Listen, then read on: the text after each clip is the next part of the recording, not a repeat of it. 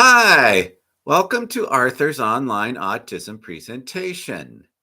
I am Arthur Riley and I am on the autism spectrum. Today I will share my perspectives of educational inclusion for special needs students. In case you did not see my first presentation, I discussed why my transition from private school to public school was successful. And why was it successful? First, I would say a lot of careful and detailed planning took place ahead of time. At age 11, this was back in 1975, my mom took me to a guidance counselor at a local hospital who did some testing. And after the end of testing, he concluded I was ready for public school only if I had the right teacher, who was handpicked throughout the entire Fresno Unified School District. Within the first 2 weeks of the school year, the teacher signed a tough classmate to watch over me. And it worked like a charm. That classmate did not let anyone lay a hand on me.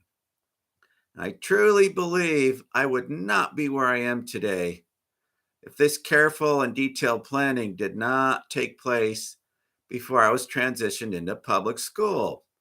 And I also want to mention my mom remembers at least a couple years earlier, Fresno Unified offered me a special needs classroom. So mom decided to check it out. And she noticed a variety of students, such as big kids, who struck mom as a type that were bullies, some with mental retardation, and the ones who were timid and shy that would hide in the corner. After her observation, she decided that that classroom setting was not right for me. So she decided to keep me in private school. And thankfully, the school district did not question her decision.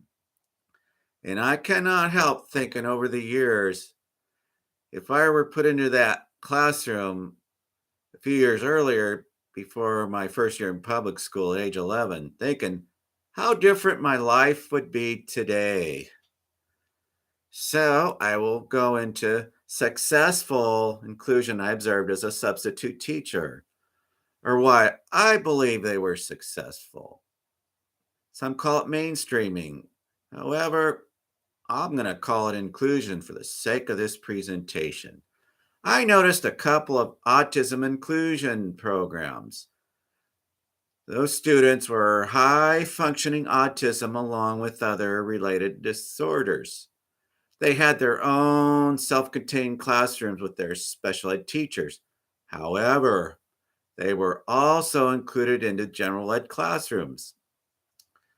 I'd say most of them were accompanied by staff members for support in case there's any problems.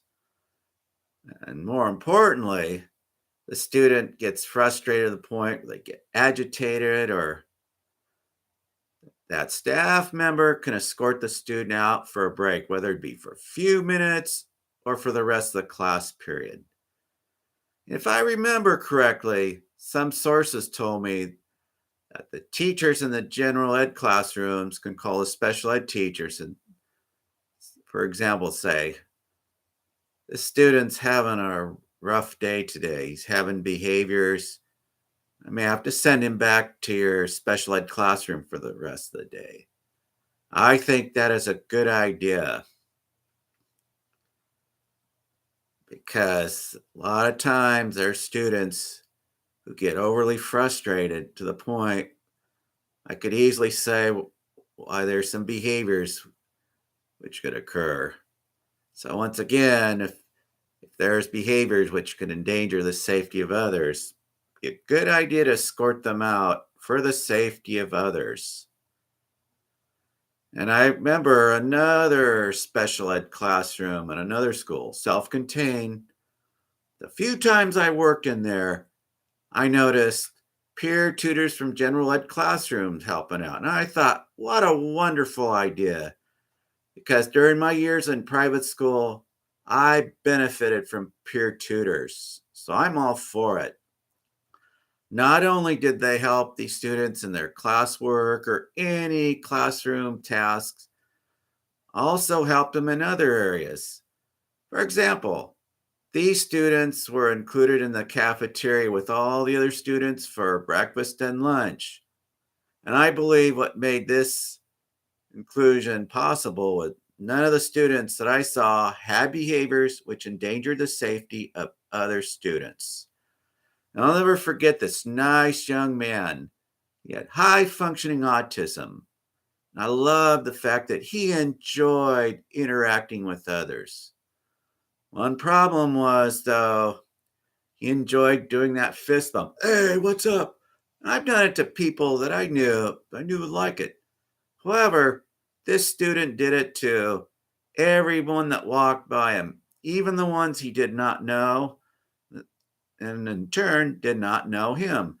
So I remember the peer tutor stepping up and saying, can't do that. Told him, can't do it with everybody, especially the ones who did not know him and the ones he did not know. So therefore, he said to him, only do it to the ones that he knew and the ones that liked it. A very important social skill being taught.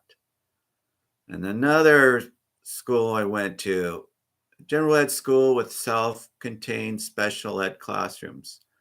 For the most part, they were in their classrooms, except for PE when they were included into regular PE classrooms, escorted by the special ed staff for support.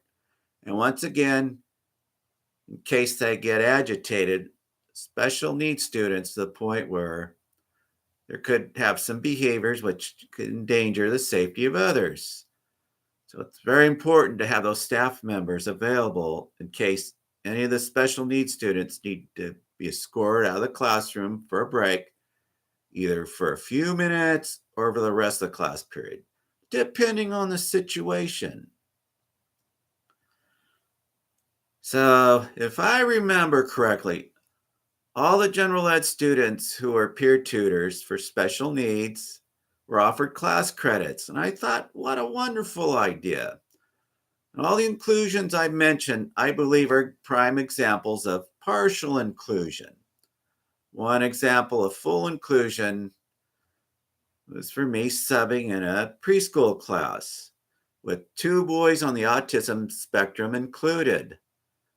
What made this transaction successful was adding 2 additional support staff. One was a special ed teacher, and the other was a special ed paraprofessional or an aide with vast knowledge of special needs.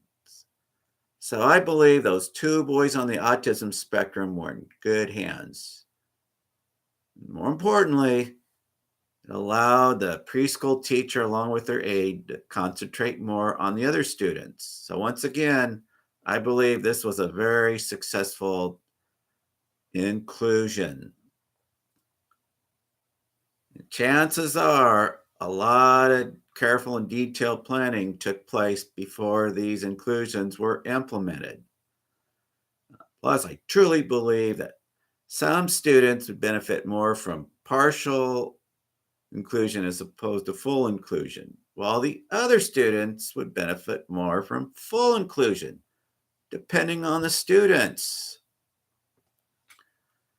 So, in review, I discussed why my transition from private school to public school was so successful, inclusions that I observed as a substitute teacher, the ones I believed were successful.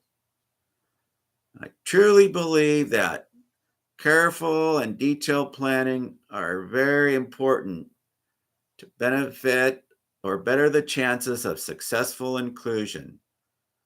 Well, thank you for viewing my presentation today. If you like what you heard, I have 2 favors. Click the like and the subscribe button. My next presentation, I will be sharing my lifelong obsessions through my childhood along with my adulthood. which I believe were autistic related obsessions. I will see you then. Have a great day.